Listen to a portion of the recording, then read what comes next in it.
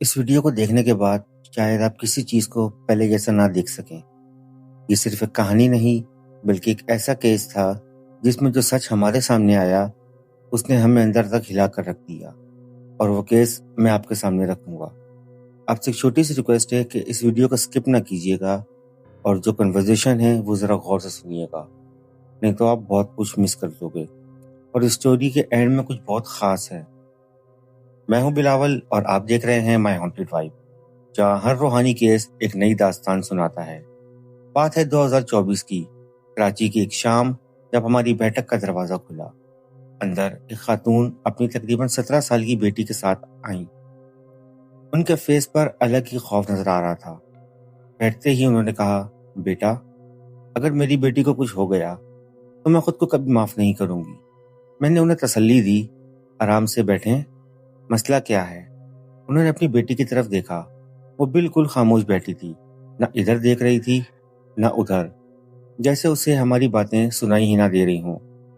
لڑکی کی مدر بولی، یہ بچپن سے بہت ہوشیار تھی، ہر سال پوزیشن ہولڈر، اس کا صرف ایک ہی شوق تھا، پڑھنا، لیکن آج کتاب دیکھتے ہی گھبرا جاتی ہے، رات کو چیخ کر اٹھ جاتی ہے، کبھی لگتا ہے کسی سے بات کر رہی ہے، اور کبھی پورا دن خاموش بیٹھی رہتی ہے۔ میں نے پوچھا، یہ سب شروع کہاں سے ہوا؟ ان خاتون نے فوراً جواب نہیں دیا۔ انہوں نے گہری سانس لی، پھر بولی، یہ سب 9 کلاس سے ہوا تھا۔ میری بیٹی کی کلاس میں ایک لڑکا تھا، وہ میری بیٹی کو پسند کرتا تھا، بار بار اس کے پیچھے آتا، لیکن میری بیٹی کبھی اسے توجہ نہیں دیتی۔ اس کا صرف ایک ہی جواب ہوتا تھا، مجھے پڑھنا ہے۔ پھر ایک دن اس لڑکے نے پورے اسکول کے سامنے میری بیٹی کو پرپوز کر دیا۔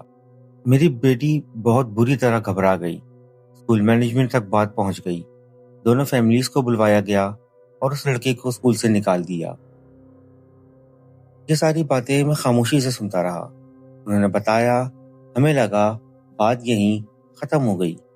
میری بیٹی دوبارہ نارمل ہو گئی، دوبارہ پڑھنے لگی، دوبارہ ہنسنے لگی۔ تقریباً 3 مہینے تک سب کچھ بالکل ٹھیک ٹھاک تھا۔ پھر وہ خاتون اچانک چپ ہو گئی، ان کی آنکھوں میں آنسو آ گئے۔ میں نے دھیرے سے پوچھا، پھر؟ انہوں نے میری طرف دیکھا اور کہا، پھر ایک دن سب کچھ بنا کسی وجہ کے بدل گیا، نہ کسی کا فون، نہ کوئی دھمکی، نہ اس لڑکے کا کوئی اتا پتا، لیکن میری بیٹی روز تھوڑی تھوڑی بدلتی چلی گئی۔ اس وقت میرے ذہن میں ایک ہی سوال تھا، اگر وہ لڑکا کب کا جا چکا تھا تو پھر 3 مہینے بعد اچانک کیا ہوا؟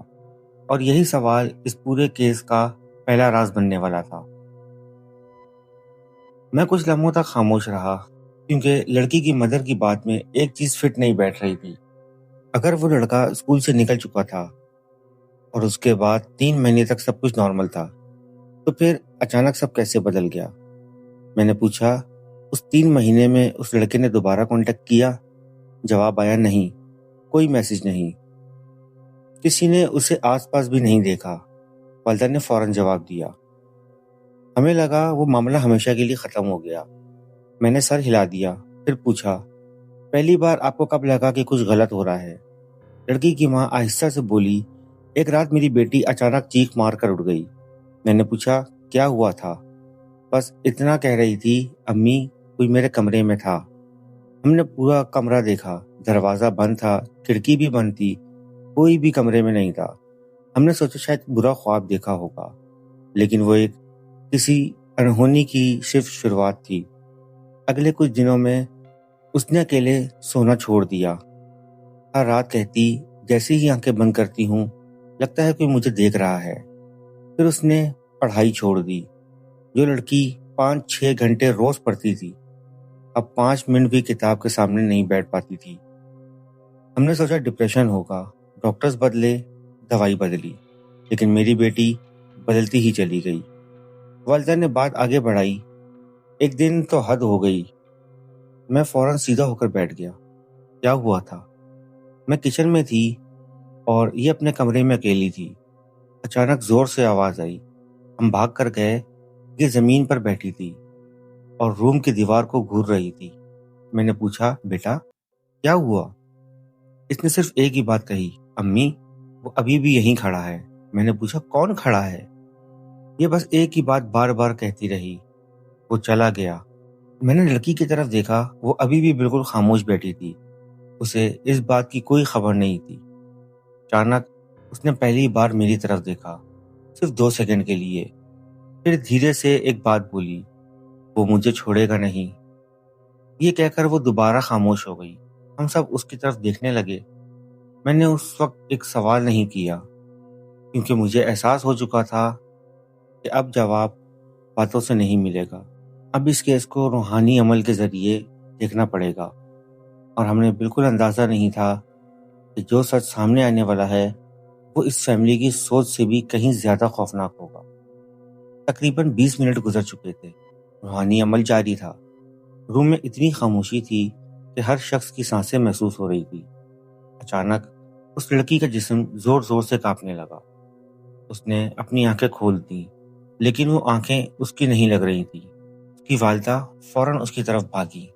میں نے انہیں روک دیا، کوئی اسے ہاتھ نہیں لگائے گا۔ عمل جاری رہا۔ کچھ ہی لمحوں بعد اس لڑکی نے دھیمی آواز میں بولنا شروع کیا، لیکن آواز اس کی نہیں تھی۔ آخر تم لوگوں نے مجھے ڈھونڈ ہی لیا۔ روم میں سناٹا چھا گیا۔ میں نے پوچھا، تو کون ہے؟ جواب آیا، مجھے بھیجا گیا ہے۔ میں نے کہا، مقصد؟ جواب آیا، بدلہ۔ میں نے دوبارہ پوچھا، کس کا بدلہ؟ کچھ سیکنڈ تک خاموشی رہی، پھر اس نے کہا، اس کا جسے سب کے سامنے ذلیل کیا گیا تھا۔ یہ سنتے ہی والدہ نے فوراً منہ پر ہاتھ رکھ دیے۔ اب تصویر دھیرے دھیرے صاف ہو رہی تھی۔ میں نے پوچھا، وہ اب کہاں ہے؟ جواب آیا، کراچی میں نہیں تھا، وہ حیدرآباد گیا تھا۔ کیوں؟ سیکھنے۔ کیا سیکھنے؟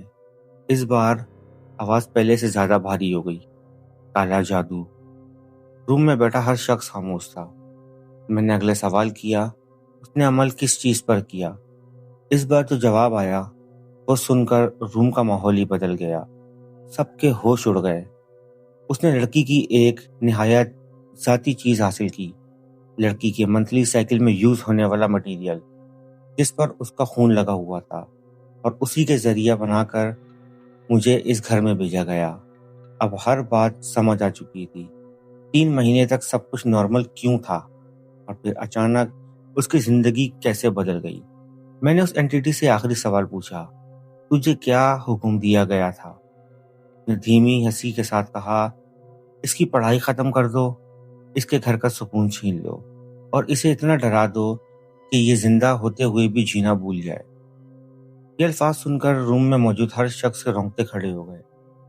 لیکن اب ہماری باری تھی، اور اصلی مقابلہ اب شروع ہونے والا تھا۔ روم میں خاموشی تھی، اور ہمیں پتہ چل چکا تھا کہ یہ سب کس نے کیا اور کیوں کیا۔ لیکن اب سب سے مشکل حصہ باقی تھا۔ میں نے اونچی آواز میں کہا، نہ تو اس گھر میں رہ سکتا ہے اور نہ اس لڑکی کو نقصان پہنچا سکتا ہے۔ اس لڑکی کا جسم ایک بار پھر زور سے کانپا۔ اس کی آواز بدل گئی، نہیں، میں نہیں جاؤں گا۔ روحانی عمل جاری رہا۔ ہر گزرتے لمحے کے ساتھ اس کی چیخیں تیز ہوتی گئیں۔ روم کا ماحول اتنا بوجھل تھا کہ اس کی والدہ لگاتار قرآن کی تلاوت کرتی رہیں۔ تقریباً 1 گھنٹے بعد اس اینٹی کی آواز دھیرے دھیرے کمزور پڑنے لگی۔ تو اس نے آخری بار کہا، مجھے جانے دو، میں مجبور تھا، مجھے تو بھیجا گیا تھا، میرا کیا قصور؟ کے بعد روم میں اچانک خاموشی چھا گئی۔ لڑکی نے گہری سانس لی اور بے ہوش ہو کر زمین پر گر گئی۔ کچھ دیر بعد جب اسے ہوش آیا تو اس نے سب سے پہلے اپنی والدہ کو دیکھا اور حیرانی سے پوچھا، امی، میں یہاں کیسے آ گئی؟ اسے کچھ بھی یاد نہیں تھا، لیکن ہمارا کام ابھی مکمل نہیں ہوا تھا۔ ہم نے روحانی طور پر اس لڑکے پر پابندی لگا دی جس نے یہ عمل کیا تھا، تاکہ وہ دوبارہ ایسا عمل نہ دہرائے، نہ اس لڑکی کو اور نہ کسی دوسرے بے گناہ انسان کو نقصان پہنچا سکے۔ تقریباً 2 ہفتے بعد وہ فیملی دوبارہ ہماری بیٹھک میں آئی، لیکن اس بار ماحول بالکل مختلف تھا۔ 17 سال کی وہ لڑکی جو پہلی ملاقات میں صرف خاموش بیٹھی رہتی، آج اس کے چہرے پر سکون تھا۔ اس کی والدہ مسکراتے ہوئے بولی، میری بیٹی نے دوبارہ پڑھائی شروع کر دی، اب رات کو آرام سے سوتی ہے اور کالج بھی جا رہی ہے۔ یہاں میری فیمیل سے ایک چھوٹی سی ریکویسٹ ہے، کہ اپنی کوئی بھی استعمال شدہ چیز، بے شک آپ کا ہیئر برش ہو، آپ کے کپڑے ہوں، آپ کا XYZ کوئی بھی استعمال شدہ سامان ہو، کوشش کریں وہ کسی انجان کو نہ دیں۔ اکثر اپنے بھی یہ کام کرتے ہیں، لیکن انجان سے بہت زیادہ احتیاط ضروری ہے۔